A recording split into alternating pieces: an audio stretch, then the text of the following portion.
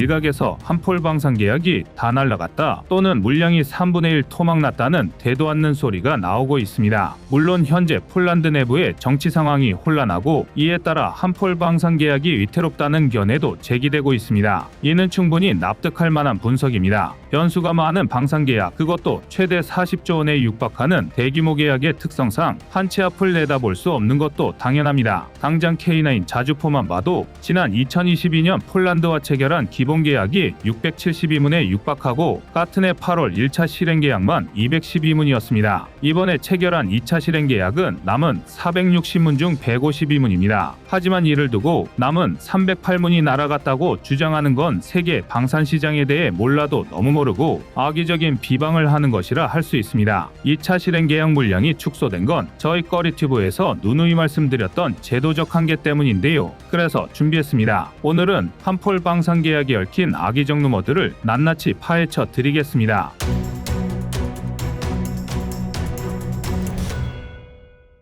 먼저 결론부터 말씀드리겠습니다. 대한민국의 위상이 전 세계적으로 끝없이 올라가고 있습니다. 즉, 좋은 소식이 계속 이어지고 있다는 것이죠. 대한민국과 폴란드가 K9 자주포를 비롯한 방산 계약을 체결했다는 소식은 대한민국 국민들에게 큰 기쁨을 안겨주고 있습니다. 폴란드 국방부 장관의 평가도 대단합니다. 대한민국의 무기 체계가 최고의 선택이었다는 평가는 대한민국 국민들에게 큰 자부심을 불러일으키고 있습니다. 이번 계약이 성사되면 대한민국의 수출 기대감이 높아질 것으로 예상됩니다. 지난 12월 4일 대한민국과 폴란드가 K9 152문 약 3조 4,474억 원 규모의 2차 실행 계약을 체결했다는 사실이 공개되었습니다. 가뭄에 단비가 따로 없는데요. 지난 2022년 폴란드와 체결한 K2 표 980대, K9 자주포 672문, FA50 48대 등 역대급 기본 계약 이후 일사천리로 1차 실행 계약까지 체결하면서 국내에서는 추가 수출에 대한 기대감이 한껏 높아져 있었는데요. 하지만 기대와 달리 2차 실행 계약이 차일피일 미뤄지면서 많은 사람의 애간장을 태웠습니다. 폴란드 내부의 정치 사정도 문제였지만 대한민국의 수출 금융안도, 즉 금융지원 문제가 2차 계약의 발목을 잡고 있었던 것도 외면할 수 없는데요. 1차 계약 당시 금융지원 역할을 맡았던 수출입은행의 잔여 한도가 충분하지 않아 추가 지원이 어려웠기 때문입니다. K방산 르네상스라는 표현까지 나오는 마당에 미비한 제도적 한계가 수출을 가로막고 있다는 비판이 나올 수밖에 없는 일입니다. 전문가들 역시 한 목소리로 방산 수출 금융 지원책을 강화해야 한다는 목소리를 내고 있습니다. 특히 폴란드의 경우 추가 무기 수출 계약만 아니라 원전이나 공항, 고속철과 같은 인프라 분야에서의 협력 가능성도 상당한 데다 향후 글로벌 방산 시장 진출을 위해서도 관련된 제도적 장치가 강화되어야 한다는 분석이 지배적이었습니다. 실제로 당초 2차 실행 계약의 체결 예상 시점은 2023년 상반기였습니다. 오죽하면 2022년 말부터 업계에서는 폴란드와의 방산 계약이 사실상 마무리되었다는 전망이 나오기도 했습니다. 한폴 방산 계약에 직접적으로 관련되어 있는 하나에어로스페이스, 현대로템, 카이 등이 생산 라인 증설에 과감히 투자한 것도 이와 관련 없지 않을 텐데요. 하지만 앞서 말한 금융 지원이 한도에 부딪히면서 본격적인 2차 실행 계약은 2024년으로 넘어간 모양새입니다. 덩달아 한폴 방산 계약이 폴란드 총선 야권연합 승리에 직격탄을 맞기도 했습니다. 그나마 지난달 국내 5개 시중은행이 전격적인 수출 계약 금융 지원에 나서면서 지지부진했던 추가 실행 계약에도 속도가 붙기 시작했습니다. 그 결과물이 바로 K9 152문 실행 계약입니다. 아직도 300문이 남아있는 만큼 만족할 상황은 아니지만 멈춰있던 2차 수출 계약에 물꼬를 텄다는 게 중요합니다. 정리하자면 K9 2차 실행 계약인 152문은 시중은행의 지원 규모인 3조 5천억 원과 일치하는 물량입니다. 좀 더 쉽게 설명하자면 폴란드의 마이너스 통장 한도가 K9 152문에 해당하는 금액이었기에 딱 그만큼만 실행 계약을 체결한 것입니다. 남은 물량은 마이너스 통장 한도를 늘리고 추가 실행 계약으로 체결하면 그만입니다. 제작사인 하나에어로스페이스는 이번 계약 물량을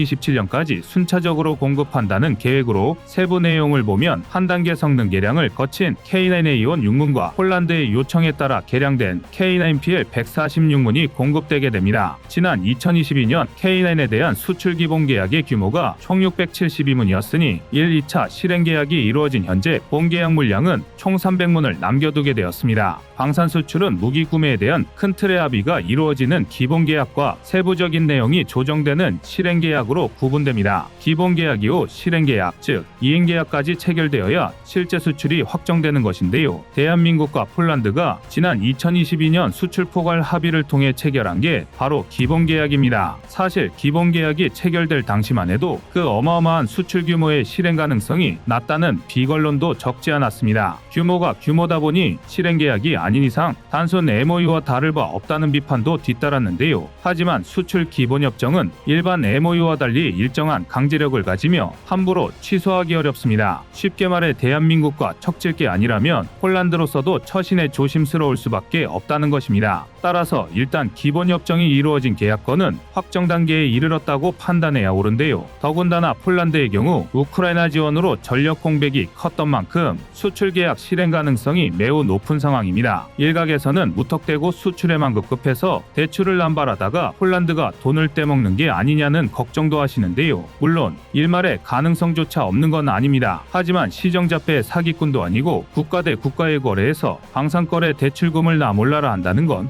외교적 자살행위나 마찬가지입니다. 만에 하나 폴란드가 전액대출로 대한민국 무기체계를 도입한다고 하더라도 고작 40조 원 때문에 국가 신용도를 포기할 리는 없습니다. 더군다나 폴란드는 동유럽과 서유럽을 잇는 물류허브이자 나토의 최전선을 자처할 만큼 경제 규모가 상당한 나라입니다. 당장 GDP 순위만 봐도 21위로 대한민국과는 격차가 크지만 벨기에, 오스트리아 같은 서유럽이나 노르웨이, 스웨덴 같은 북유럽보다 소득 수준이 높습니다. 그리고 결정적으로 폴란드의 보증은 EU가 서고 있습니다. 지금 당장은 폴란드 내부 상황 탓에 지원금 동결 등 악재가 겹치고 있지만 폴란드가 EU에서 탈퇴하는 극단적인 상황이 아닌 이상 늦을지언정 사라질 지원금이 아닙니다. 당연히 대한민국에 대한 대출금도 시간이 오래 걸릴 수는 있을지라도 떼먹을 수는 없습니다. 이는 낙관적인 분석이 아니라 지극히 합리적인 판단인데요. 모 언론에서 폴란드 먹튀 우려를 보도한 이후 해당 논란이 사그라지지 않는다는 게 참 안타깝습니다. 단적으로 이번 수출 계약에는 K9 자주포만 아니라 155mm 탄약 및 유지보수를 위한 종합군수 지원 패키지 등의 운용에 관련된 일체와 K9 유지 부품의 현지 생산 등이 포함되었습니다. 기다리던 낭보의 남은 계약 물량 역시 순조롭게 마무리될 것이라는 전망이 나오고 있습니다. 한폴 양국 간 구축한 협력 관계가 공고한 데다 지난 1차 계약 이후 보여준 K방산의 빠른 납기는 폴란드의 신뢰를 얻기에 충분했기 때문입니다. 더군다나 폴란드는 대한민국 무기로 유럽 최강의 지상군을 만들겠다는 계획을 가지고 있기도 합니다. 현재 폴란드 국민들이 지지를 보내고 있는 것도 바로 이런 강력한 안보 정책인데요. 이미 우크라이나 전쟁 이후 160만 명의 난민을 수용한 폴란드는 적극적인 공여 정책까지 더하며 동유럽의 지도국으로 부상하고 있습니다. 그리고 이를 바탕으로 유럽 안보의 기반이 되는 최강의 군대를 건설하겠다는 구상 아래 국방비 규모를 GDP 대비 4%까지 끌어올린다는 계획입니다. 즉 유럽의 중심이 될 만한 강력한 국방력을 실현하겠다는 것인데요. 이를 실현하기 위해서는 대한민국과의 협력이 중요할 수밖에 없습니다. K9 자주포를 완제품직 도입이 아닌 K9PL 즉 현지화 모델로 도입한 배경도 여기에 있습니다. 앞서 말씀드린 것처럼 폴란드는 이번 2차 계약에서 폴란드 수출형 모델인 K9PL의 비중을 대폭 늘렸으며 지난 1차 계약으로 2026년 최초 도입되는 K9A1 역시 향후 K9A2와 동급 사양인 K9PL로 개량할 계획인데요. 폴란드가 도입하는 K9A1은 K9의 1차 성능 개량 모델로 155mm 사거리 연장탄 사격이 가능하며 GPS 수신기를 통한 정확한 위치 재원 산출, 전자장비 작동을 위한 보조 동력 장치 추가 등으로 전력의 효율성을 높였다고 평가되지만 반자동 사격 통제 시스템으로 인해 5명의 승무원을 필요로 했습니다. 포탄은 자동 장전되지만 장약은 여전히 인력이 필요했기 때문입니다. 하지만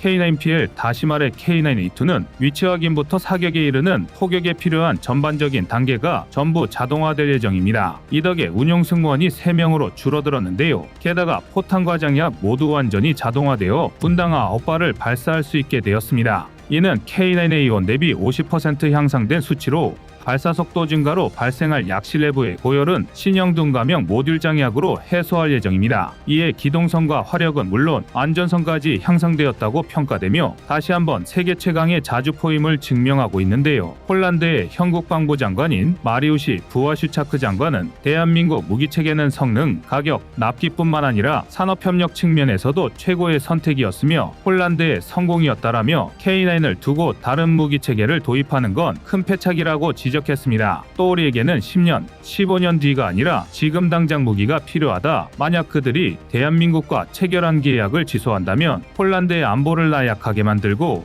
국민을 실제적 위험에 노출시킬 것이다라고 경고했습니다. 그리고 결정적으로 친독 성향인 야권 출신 신임 총리 도널드 투스크를 겨냥해 독일의 이익을 위해 폴란드를 정치적, 사업적으로 이용하지 말라며 매우 노골적인 경고를 남겼습니다. 실제로 K9PL과 비교할 만한 경쟁 차종으로 독일의 펜저하우비츠 2000이 언급된 적이 있었지만 해당 모델의 경우 가격과 생산력에서 이미 막장 수준입니다. 펜저하우비츠 2000은 세계 최초로 155mm 52구 경장 포신을 도입하며 개발 초기 세계 자주포 시장에서 독보적인 입지를 구축했었습니다. 하지만 방어력 증대와 적재량 증가로 인한 중량 상승 그리고 과도하게 비싼 가격과 같은 고질적인 문제와 현격히 낮은 생산성 등으로 이제는 빛 좋은 개살구 꼴이 되었는데요. 물론 펜저하우비츠 2000 경쟁력 역화에는 대한민국의 K9이 큰 역할을 했습니다. K9은 분당 9발 발사, 국내외 실전을 통한 성능 발휘로 펜저하우비츠 2000의 거품을 꺼뜨렸고 3분의 1밖에 되지 않는 가격으로 비교 우위의 평가를 얻어내고 있습니다. 한편 프랑스의 세자르 자주포가 한때 K9의 경쟁자로 대두된 적이 있는데요. 유럽에서 불어닥쳤던 차륜형 자주포 선호 사상 때문이었습니다. 차륜형 자주포는 궤도형에 비해 에너지 효율이 우수해 주행 중에 연료 소모가 적으며 이동성이 뛰어나다는 장점이 있습니다. 또한 구동계가 가지는 신뢰성이 높은 데다 개발 및 생산비가 적은 만큼 도입비가 절감된다는 이점도 가지고 있는데요. 하지만 차륜형 자주포는 바퀴의 대형화가 어려워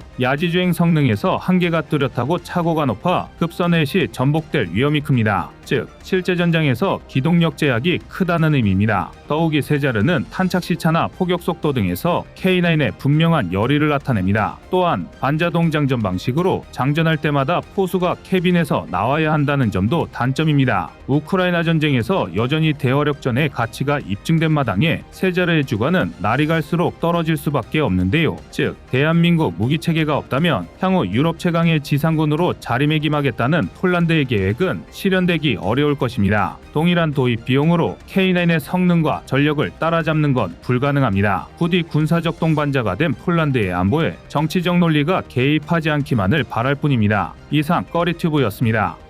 안녕하세요, 꺼리투브입니다. 그동안 보내주신 사랑과 응원으로 1편 출간에 이어 이번에 꺼리투브의 새로운 신작 세상에 밝혀지지 않은 현대무기 비하를 출간했습니다. 내용이 어려워 쉽게 다가서지 못했던 군사무기 이야기를 남녀노소 누구나 편하게 이해할 수 있도록 모아봤는데요. 그 누구도 알 수 없던 현대무기 비하의 숨겨진 이야기를 이제 온라인 서점이나 가까운 서점에서 만나볼 수 있습니다. 또 전문적인 군사무기 이야기를 알고 싶다면 꺼리투브 1편인 대한민국 6회공 군사무기도 준비되어 있습니다.